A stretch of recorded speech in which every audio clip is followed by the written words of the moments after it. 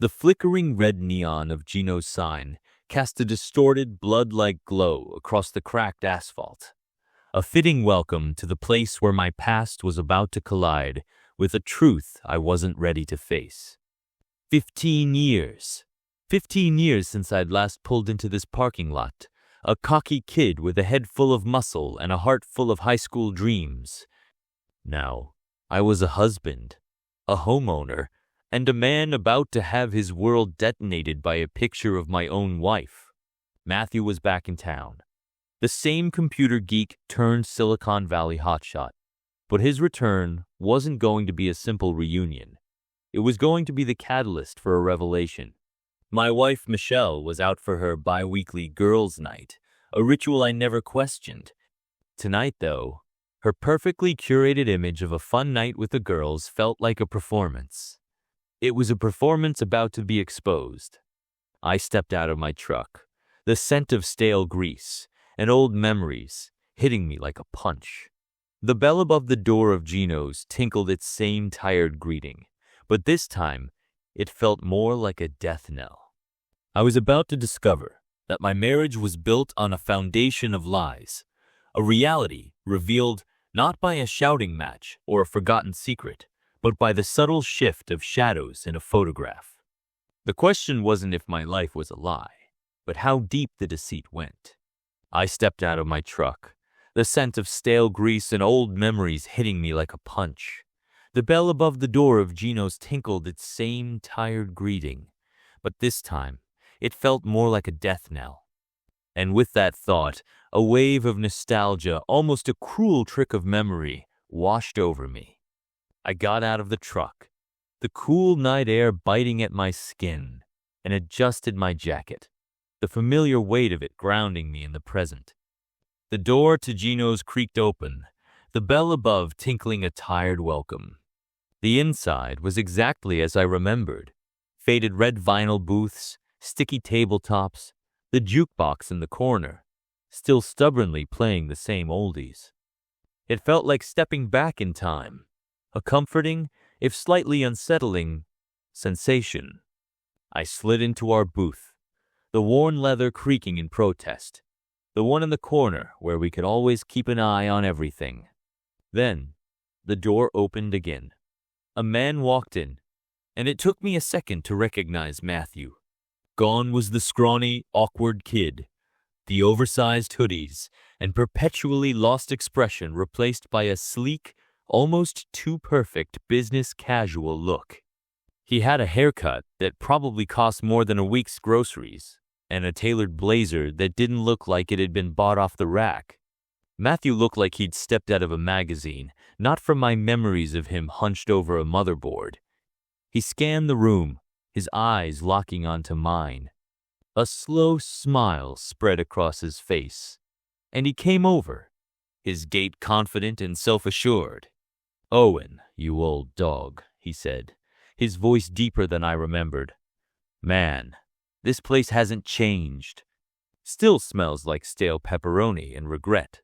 He slid into the booth opposite me, a laugh escaping him. Who would have thought the meathead who could barely turn on a computer would end up married to Michelle Parker, the hottest girl in our class? Maybe I should have stuck around instead of heading west. He was right. Back then I was more interested in pushing iron than processing data, and Matthew had always been my tech lifeline. "You look good, Matt," I said. It was true, polished, successful. "Silicon Valley's been good to you, huh?"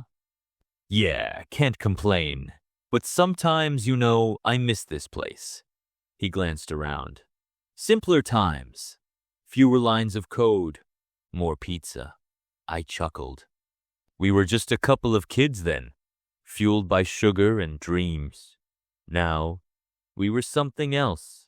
Older, maybe wiser, and definitely carrying more weight on our shoulders. It felt good to be here, in this place, with my friend. For a minute there, I could almost feel like my world was simple again, like those Friday nights at Gino's. "Speaking of Michelle," I said, pulling out my phone, breaking the comfortable silence that had settled over the table. "She always sends me photos during girls' night. Keeps me in the loop, you know. Look at my gorgeous wife. I held up my phone, the screen illuminating the dim booth. It was a picture of Michelle, perched on a high stool at what looked like a fancy wine bar. She had this little smirk on her face, her eyes bright and sparkling, a glass of red wine held delicately in her hand. She looked stunning, and a rush of pride, familiar and comforting, flooded through me. I'd won the lottery with her. I always felt that way when I saw her smile. Matthew's face changed as he studied the photo. The easy amusement that had been there moments before vanished, replaced by a focused intensity. His eyes narrowed slightly, the kind of focused look he used to get when he was trying to debug a particularly nasty piece of code. It was like he was seeing something I couldn't, analyzing it, dissecting it, like a digital dissection. "Wait," he murmured, his voice low, almost to himself. "Something's not right here." He leaned forward, his fingers moving across the screen, zooming in on different parts of the image. The shadows, they don't match. It's like multiple light sources were used, and not very well. His words were measured, each one deliberate, like he was carefully choosing them to avoid causing alarm, but alarm was exactly what was beginning to build in the pit of my stomach. I frowned, trying to see what he was talking about, but everything looked normal to me. I saw a beautiful wife having a fun night out with her friends. What could possibly be wrong with that? "What are you talking about?" "She looks fine," I said, a hint of irritation creeping into my voice. Was he trying to find fault with Michelle for no reason? Matthew ignored my skepticism, his attention still fixed on the photo. "Look at the way the light is hitting her hair," he said, pointing at a small detail I hadn't even noticed. "And then the shadow behind the glass, it's completely off. The angle is impossible given the position of the bar's lights. It's like someone took her and pasted her onto this background. It's a clumsy Photoshop job." He zoomed in even further, his brow furrowed. "And the resolution's inconsistent. It's like the focal point around her is higher res than the background, a very common mistake for photo manipulation software. Can I see other photos she sent from these nights out?" My stomach did a slow, uneasy flip. I didn't like where this was going, but I couldn't deny that Matthew's analysis had a chilling kind of logic to it. I scrolled through my phone, showing him several previous pictures of Michelle at different wine bars and restaurants. With each new image, his frown deepened, the lines around his eyes more pronounced. I watched him, growing more uneasy with each passing second. "Owen, I hate to tell you this, but these are definitely manipulated images," Matthew said, his tone serious now, devoid of any of the earlier humor. "Look at the lighting inconsistencies, the shadow angles. Even the metadata doesn't add up. The timestamps are altered. The file sizes are inconsistent. It's all very amateur, but the evidence is there." He looked up, meeting my gaze, his expression a mixture of concern and pity. "She's not where she says she is." My fists clenched automatically, a primal response to a threat that I wasn't even sure existed yet. "Are you seriously suggesting Michelle's cheating?" I asked, my voice tight, the words barely squeezed out between clenched teeth. I stood up abruptly, the metal legs of my chair scraping loudly against the tiled floor, the sound cutting through the quiet hum of the restaurant. Several heads turned our way, the usual background noise of Gino's fading into a distant murmur. "I ought to knock your teeth in for even suggesting that." My blood was hot, a rush of anger flooding my veins, the kind of anger I felt when someone messed with me or the people I cared about. I was ready to fight, even if it was my best friend I was fighting with. Matthew remained eerily calm, his expression unfazed by my sudden outburst. He leaned back against the booth, his arms folded across his chest, his gaze steady. "Still solving everything with your muscles, huh?" he said, his voice flat, almost devoid of emotion. "Listen, she's not coming home tonight, right? Let me check some things at your house. I can look at her laptop, see if any of these pictures are actually on there, or if something else is going on. If I am wrong, you can punch me all you want. I deserve it. But if I find something, well, you'll owe me more than just an apology." He paused, his eyes locking with mine. "You'll owe me the truth, even if it's the last thing you want to hear." His words hung in the air, heavy and unsettling. A part of me wanted to dismiss it all as absurd, to tell him that he was wrong, that my wife would never do such a thing. But another, darker part, the one whispering doubts in the back of my mind, was growing louder with each passing second, fueled by Matthew's calm, logical analysis. I wanted to trust Michelle, but the evidence, even if it was technical, was starting to chip away at the foundation of my certainty. The drive home felt like an eternity, each mile stretching out like a rubber band about to snap. The silence in the cab of my truck was heavy, broken only by the low hum of the engine and the occasional crackle of the radio. I kept glancing at Matthew, his face an unreadable mask of concentration, his eyes fixed on the road ahead. My mind was a whirlwind of conflicting emotions, a chaotic mix of anger, disbelief, and a gnawing sense of unease. I wanted to scream, to demand answers, to make him take back the accusations he'd made against Michelle. But a part of me, the part that knew Matthew, knew that he wouldn't have said any of it if he didn't believe it to be true. We pulled into my driveway. The familiar sight of my house, usually a source of comfort, now felt like a stage for a tragic play. I cut the engine and sat there for a moment, my hands gripping the steering wheel, hesitating to face what might be waiting inside. Matthew got out of the truck, the brisk night air making him pull his jacket tighter around himself. He didn't say anything, just waited patiently for me to follow him. Inside, the house felt cold and empty, the silence amplified by Michelle's absence. I led Matthew to the home office, the room that had become her domain. I never stepped foot in there unless I absolutely had to, preferring the comfort of the living room and the weight of the dumbbells in my home gym. It was her space, her sanctuary, filled with her sleek laptop, stacks of papers, and an array of colorful pens that I never understood the purpose of. Matthew went straight to Michelle's laptop, his fingers flying across the keyboard with an agility I could only envy. He powered it on, the screen lighting up the room with its cool, artificial glow. "No password protection?" Matthew scoffed, his voice tinged with a mixture of disbelief and a knowing cynicism. "Either she really trusts you or—" He trailed off, his sentence hanging unfinished in the air. The implication was clear and it sent a cold shiver down my spine. He wasn't just suggesting she was hiding something, he was suggesting she didn't trust me at all, and it was a bitter pill to swallow. He didn't wait for me to respond, his attention already focused on the screen. I stood behind him, feeling like an ignorant bystander in a world that I didn't understand, the world of digital data and hidden codes. I watched, helpless, as he navigated through the operating system with a speed and precision that was both impressive and intimidating. He opened the browser, his fingers clicking through the history, each click echoing in the quiet room.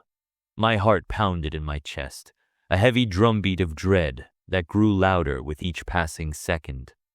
Within 5 minutes, Matthew called me over, his voice low and serious. "Owen, you need to see this." I walked towards him, my feet heavy, my stomach churning with a nauseating mix of fear and apprehension. The browser history was displayed on the screen, and it made my blood run cold. There it was, clear as day. Multiple visits to a website called onenightmatch.com. The name alone was a punch to the gut, its meaning stark and undeniable. I stared at the screen, my eyes scanning the timestamps, each one a stab in my chest. Look at the pattern, Matthew said, his fingers scrolling through the history.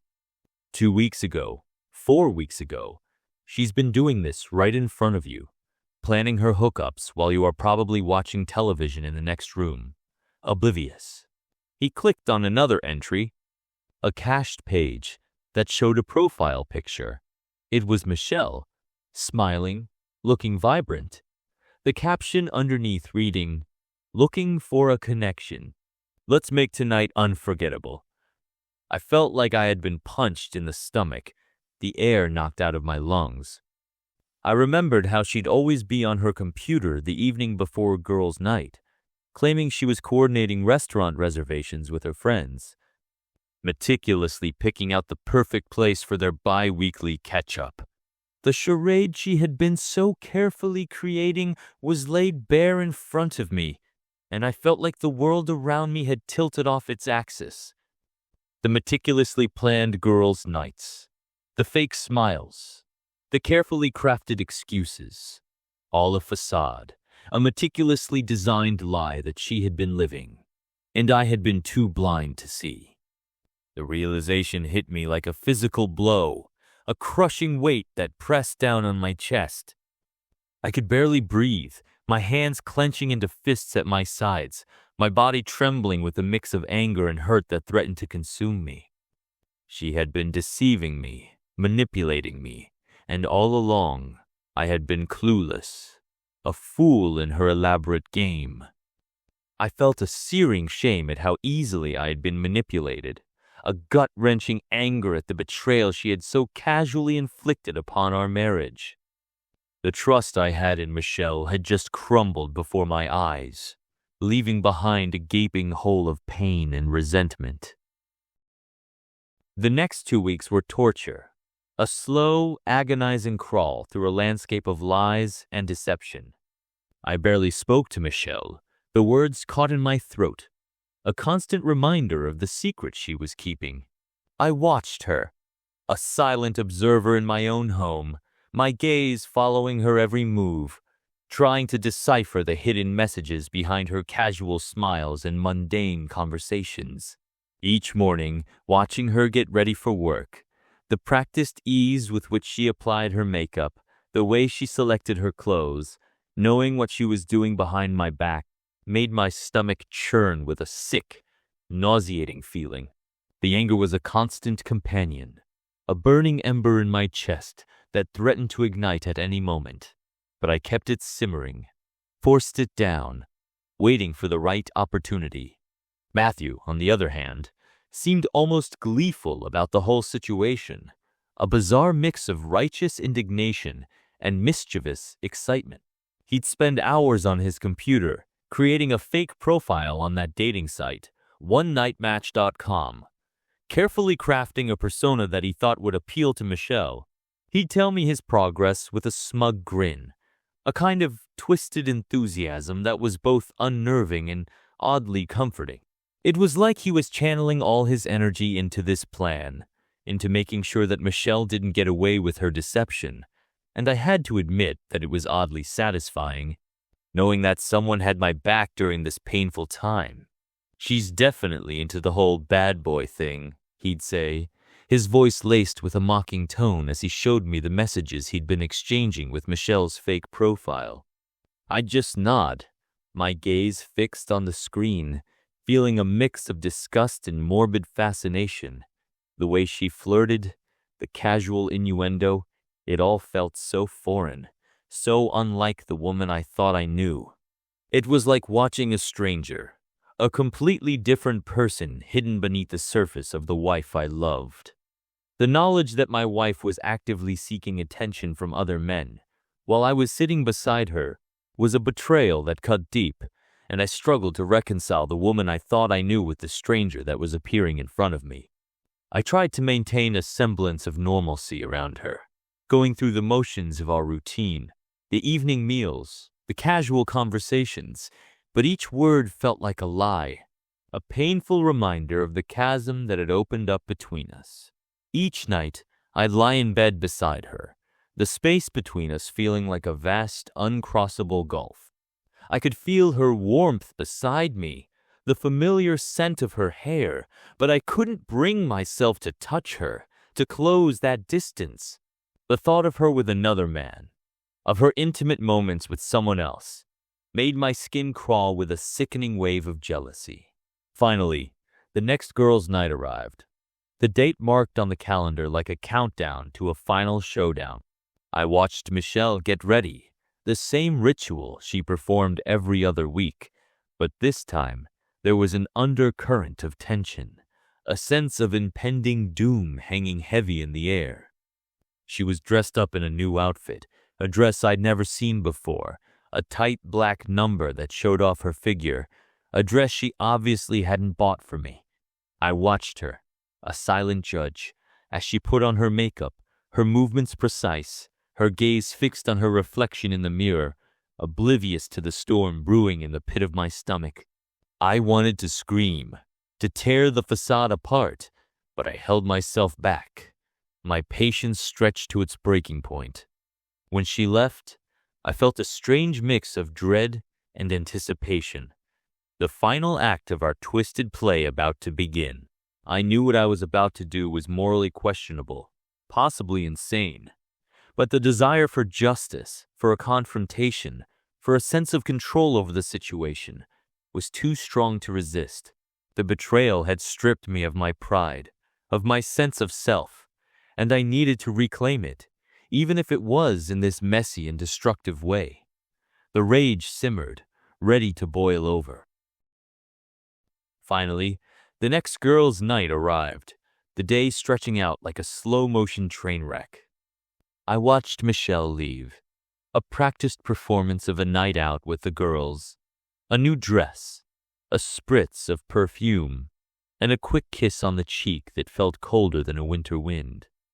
My hands were clenched at my sides, the urge to tell her everything, to scream and accuse, clawing at my throat, but I forced it down, a tight knot of anger and hurt in my stomach. Matthew was already set, his fake profile primed and ready, a twisted sense of satisfaction emanating from him as he texted me the address of the bar he had arranged to meet her at. I felt sick. This entire thing felt wrong. But I pushed the guilt down, focusing on the need to see it through, to force her to face the truth. I followed her, my truck a shadow in the night, a silent stalker trailing my unsuspecting wife. I parked a few blocks away, my heart hammering against my ribs, as I saw her enter an upscale bar downtown. The place was dimly lit, filled with the murmur of conversations and the clinking of glasses, a world away from the familiar comfort of our living room. I waited, my fingers strumming a nervous rhythm on the steering wheel, my eyes fixed on the entrance. A few minutes later, I saw Matthew, his silhouette framed in the doorway, and I could feel a surge of anger wash over me. It was time. I followed them at a distance, watching as they laughed and talked, their heads close together. Each smile, each gesture, felt like a knife twisting in my gut. I watched them from the shadows, the city lights casting long, distorted shadows around me, my own sense of betrayal growing with each step they took. The sight of Michelle with another man, even if it was my best friend in disguise, made my blood boil. I felt like a spectator in my own life, a powerless bystander watching my world crumble before my eyes. When they started walking toward the Brighton Hotel, a place I knew was known for its discreet rooms and upscale clientele, Matthew sent me a text. A single word that sent a jolt of adrenaline through my veins. Now, I stepped out of the shadows, my footsteps heavy on the pavement, my body tense with anticipation. They were just reaching the entrance, their hands almost touching, a familiar intimacy that now felt like a betrayal. Michelle. My voice was barely a whisper, a shaky exhale in the cool night air, but it was enough to stop her in her tracks. Her back stiffened, her body going rigid at the sound of my voice, the laughter dying in her throat.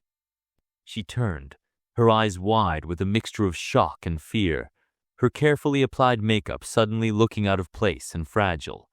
The color drained from her face, the warm glow of the bar lights, making her look pale and ghostly. "Owen? What? How?" she stammered, her voice barely audible, her gaze darting between me and Matthew, confusion and dread warring in her eyes. She looked like a cornered animal, trapped in a situation she hadn't anticipated. I stepped closer, my presence filling her vision, my voice low and menacing. "Your date tonight is Matthew. Remember him? My best friend from high school? The computer guy who just figured out all your fake photos and dating profiles?" I watched as her eyes widened, the understanding of what was happening finally dawning on her. The carefully constructed facade she had built around herself was crumbling before my very eyes, and a twisted sense of satisfaction bloomed in my chest. Through mascara-stained tears that were now beginning to run down her cheeks, Michelle broke down. "This is your fault too, Owen," she cried, her voice raw with emotion, her carefully constructed walls finally breaking down. "When was the last time you really looked at me, really touched me? I am getting older, and you are always at the gym or at work. I need to feel desired. Once a week, every 3 days. Is that too much to ask? But you barely notice me anymore." I needed to know I was still attractive. Her words were a whirlwind of hurt and anger, each one a sharp blow that resonated in the quiet of the night. It was like a dam had broken, a flood of long-held frustrations and insecurities pouring out of her. Her words hit harder than any weight I'd ever lifted, a heavy burden of guilt settling on my shoulders. I had been neglecting her, lost in the routines of my own life, so focused on my own needs that I had forgotten what had brought us together in the first place. Her need for validation, for connection, was a mirror reflecting my own failures as a husband. I had been so consumed with my work and my gym that I had completely forgotten about her, about the woman I had sworn to love and cherish. Matthew sensed the moment, the unspoken tension that was growing between us, the complexity of the emotions that were suddenly laid bare. He stepped back, his face unreadable, a silent acknowledgement of the raw vulnerability that was unfolding before him. "I have another date from the site," he said, his voice flat, his words devoid of any sarcasm. "See you later, guys." He turned and walked away, his exit a gesture of understanding, his way of giving us space to confront the tangled mess of our marriage. As I watched Matthew walk away, disappearing into the crowd, I felt a strange mix of relief and trepidation. The plan was over, the deception exposed, but the real work, the painful and messy work of confronting the truth, was just beginning. I turned back to Michelle, her face streaked with tears, the carefully applied makeup now smudged and uneven, a visible manifestation of the turmoil raging within her.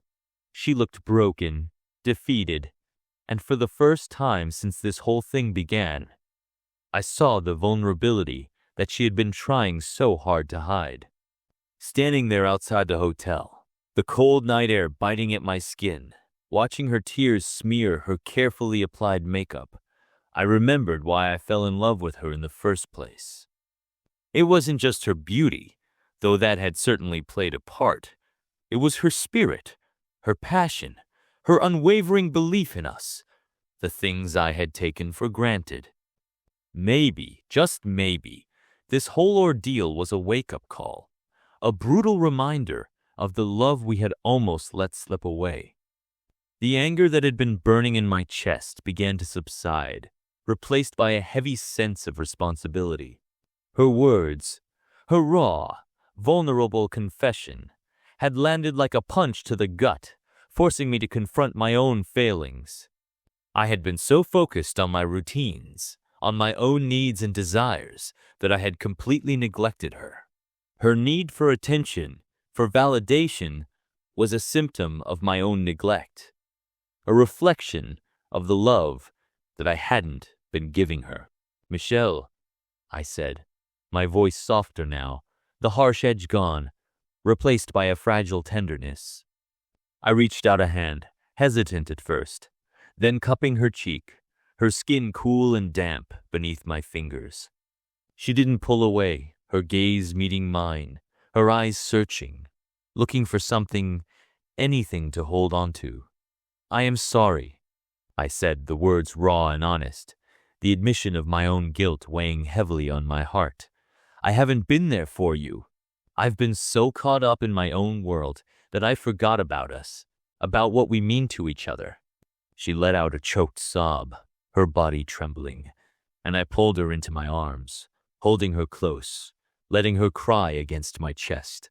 Her tears were warm against my skin, a painful reminder of the hurt I had caused, of the love I had almost let die. I held her tighter, wanting to protect her, wanting to go back and undo all the mistakes I had made, but all I could do was be there, with her, in this painful moment of reckoning. "I am sorry too, Owen," she said, her voice muffled against my chest. "I was wrong, so wrong to do this. I felt so invisible, like you didn't see me anymore." She pulled back, her eyes searching mine, the vulnerability raw and unfiltered. Can we fix this? Is there anything left to save?" Her question hung in the air, heavy and uncertain, a testament to the damage that had been done, to the fragile state of our relationship. The future was a hazy, uncertain landscape, but for the first time in weeks, I felt a glimmer of hope, a fragile spark of possibility in the darkness. The future of my marriage wasn't about revenge anymore. It was about whether we could rebuild what we'd both let break, about whether we could learn to see each other again with honesty and empathy. I looked at Michelle, her mascara still running down her face, her eyes red and swollen, and I knew that the answer was worth fighting for. Maybe, just maybe, we could find our way back to each other, to the love that had once been the foundation of our world.